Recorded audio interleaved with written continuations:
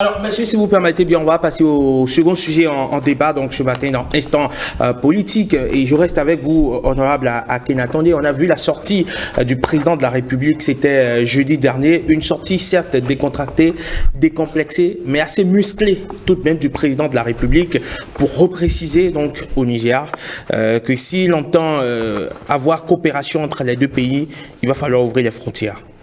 Oui. Nous avons tous suivi avec beaucoup de joie, en tout cas pour ce qui me concerne et pour ce qui concerne les patriotes, l'affront que le président de la République a lavé aux Béninois. Si on aime son pays... C'était plutôt mercredi dernier, c'est cela, mercredi.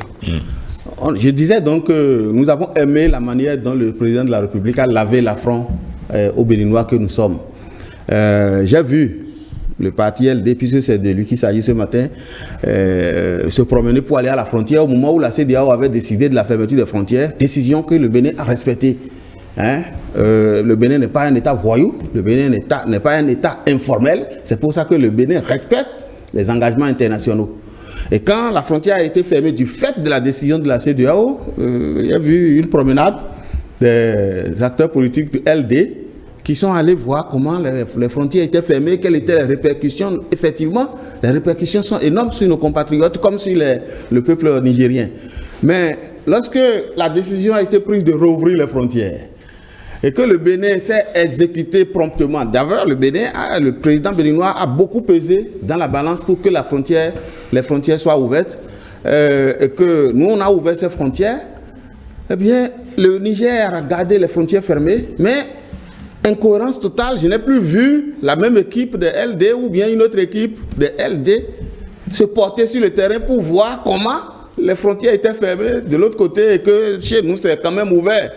Et si on aime son pays, c'est ce genre de démarche qu'il faut faire. Il ne faut pas dire qu'on aime les Béninois alors qu'on n'aime pas le Bénin. C'est l'impression que moi j'ai. Et je dis, la décision du président Talon a été une décision courageuse. Et une très bonne décision que moi j'appelais secrètement de mes vœux. Parce qu'on dit dans notre langue, en fond, lorsqu'un animal n'est pas bon, son cœur aussi n'est pas bon. Vous ne pouvez pas dire que le Bénin, traiter le Bénin comme un pays ennemi et dire non, le Bénin abrite des terroristes. D'abord, dans un premier temps, on dit le Bénin abrite des bases militaires. D'abord, dans notre pays, est libre de contracter ses accords militaires avec qui il veut. Parce que le Bénin aussi, tout comme le Niger, est un pays souverain. Aujourd'hui, la souveraineté est galvaudée et est devenue un thème de propagande pour une certaine classe politique sur notre continent. Mais le Bénin aussi est libre de choisir avec qui il travaille, avec les États-Unis, la Chine, la Russie, la France, pourquoi pas. Même si certains trouvent que la France doit être diabolisée, nous, on a toujours entretenu des rapports d'égalité avec ces nations. Et donc, nous allons continuer à travailler avec toutes les nations du monde avec lesquelles nous voulons travailler.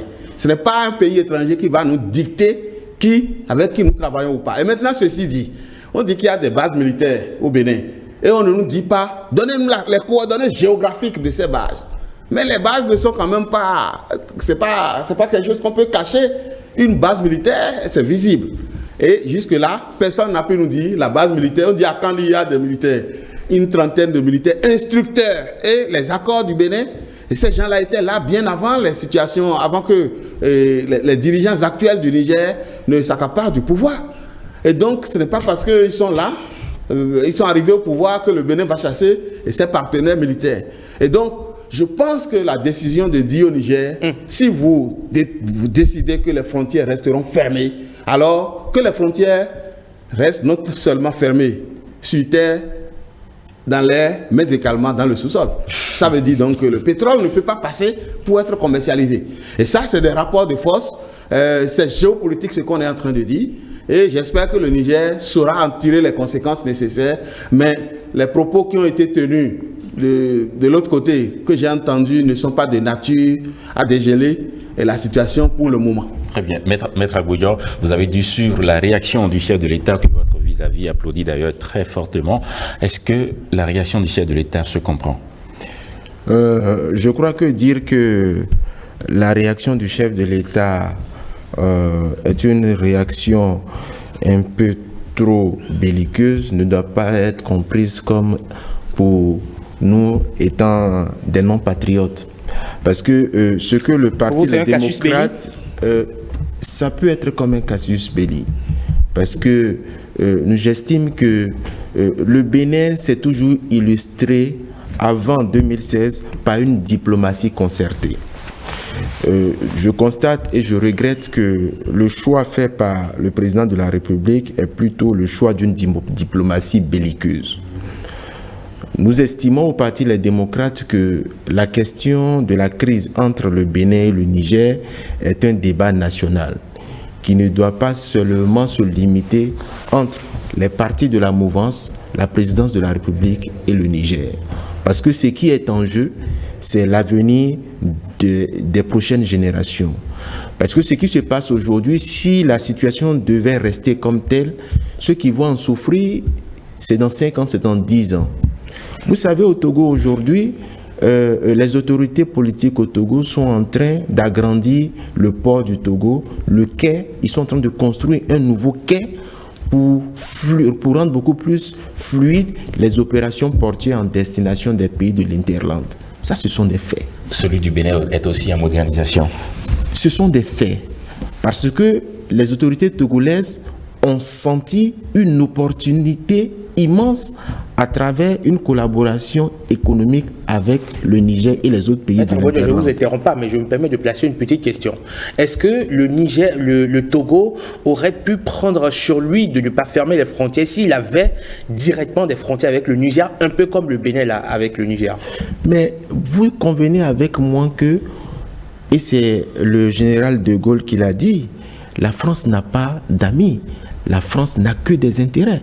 Et nous, on aurait voulu que le Bénin se positionne comme étant un État qui n'a aussi pas d'amis, mais qui n'a que des intérêts. Parce que le port du Bénin est principalement nourri par les activités portuaires en direction des pays de l'Interland. Et les textes des Nations Unies font obligation aux États portuaires de faciliter l'accès à la mer aux pays de l'Interland. Ça, c'est un. Et mieux, nous disons aujourd'hui, et nous proposons que quels sont les moyens, quelles sont les solutions que le Bénin doit rechercher pour sortir de cette impasse. Parce qu'impasse, il y a. En matière de diplomatie et de relations internationales, le contexte n'est pas le même qu'en matière de politique intérieure. Les sujets du droit international, c'est d'abord les États et ensuite les organisations internationales. Les individus n'ont pas droit de citer en matière de politique étrangère. C'est des relations d'État à État. Et on ne s'exprime pas envers un État comme on s'exprime envers un individu. Il y a des règles de discussion que je regrette que le Bénin n'a pas respectées. Nous disons aujourd'hui que, et nous proposons, le Parti des démocrates propose un comité mixte de part et d'autre afin que nous puissions autour d'une table de discussion, parce que dans tous les cas, qu'il y ait crise ou pas, il faudra bien se retrouver autour d'une table de discussion pour nous entendre déjà, pour tenir compte des points d'accord d'une part, et de reconnaître les points de désaccord. Le Niger dit aujourd'hui qu'il y a une question de sécurité à sa frontière. Que ce soit vrai ou que ce soit faux, qu'est-ce qui nous empêche, nous, au Bénin, de dire, bon, asseyons-nous à travers une commission mixte, nous vous invitons à travers vos cadres, à travers vos spécialistes, venez au Bénin, allons sur les sites que vous soupçonnez être des zones qui pourraient remettre en cause la sécurité nationale au sein du Niger, allons vérifier. Et nous aussi au Bénin, voici nos attentes. Je dis en réalité ceci, on ne peut pas vouloir sortir d'une crise en posant des actes qui l'enveniment. Ce n'est pas le Niger qui a été le premier à fermer sa frontière. À quel argument? Mais ce n'est le Niger, c'est le Bénin qui a fermé sa frontière. Non, monsieur le journaliste. Comme d'autres pays de la Non. Dites-moi, c'est le Bénin qui a exécuté. Pas unilatéralement. Non, attendez. Vous convenez, Maître Abodjo. Attendez. Est-ce que le Sénégal a une frontière avec le Niger. Est-ce que la Côte d'Ivoire a une frontière Le Nigeria a une frontière avec le Niger. Monsieur Akin, attendez. Oui, je pense qu'on ne va pas concret parce qu'on n'a pas beaucoup de temps. Allez-y, il nous reste encore 3 minutes. On va penser à l'optimiser.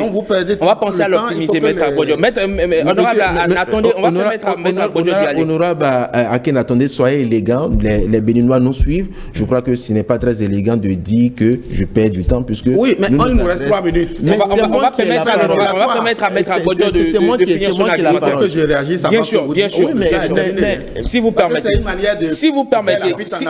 permettez, honorable, attendez, on va permettre à Maître Agbodjo d'aller au bout de ses idées. Ne vous énervez pas, ne vous énervez pas.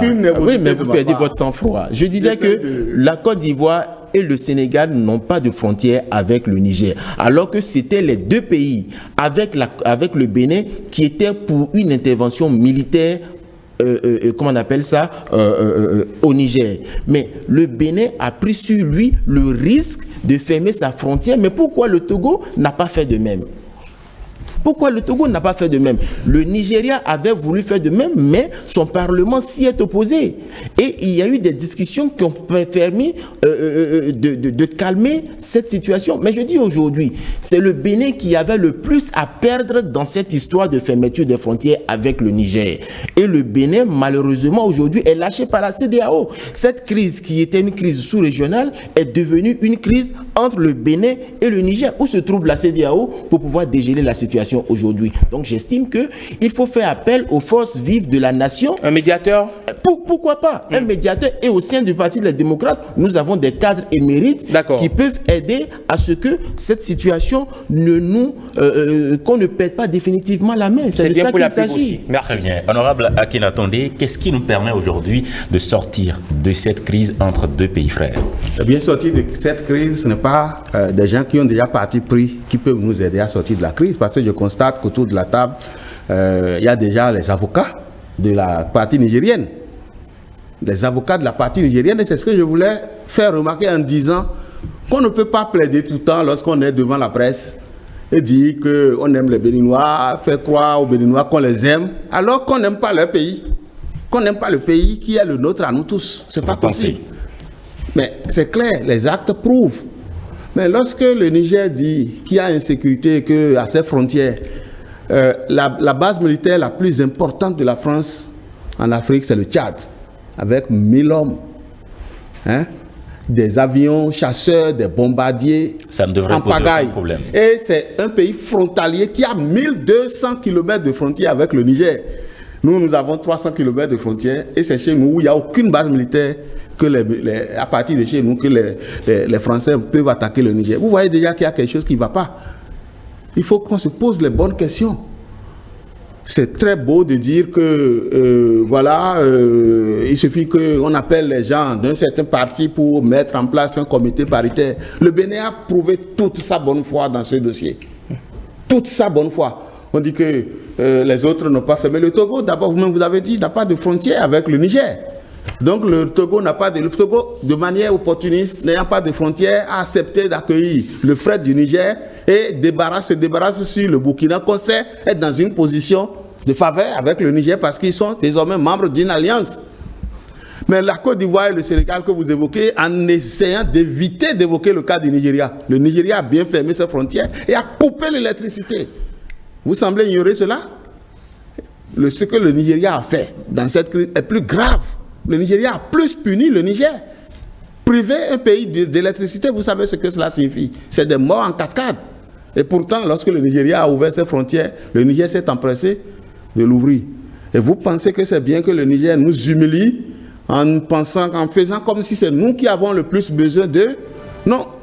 Sans les oignons, on peut vivre des céréales. Mais sans les céréales, on ne peut pas vivre des oignons. Très bien. Ça, je tiens à attirer votre attention là-dessus. Merci beaucoup. Merci, honorable Akin Atonde, président du groupe parlementaire Union Progressiste Le Renouveau. Merci également à vous, maître Renaud Agbodjo. Vous êtes avocat donc au barreau de Cotonou, membre du Parti Les Démocrates. Ce fut un plaisir de vous avoir eu sur ce plateau pour des échanges assez nourris, assez constructifs. Comme j'aime à le dire, de la contradiction jaillit la lumière. Chacun pourra se faire son avis au détour de ce plateau. 5 sur 7 matin, il est 7h partout au Bénin, 6h en temps universel.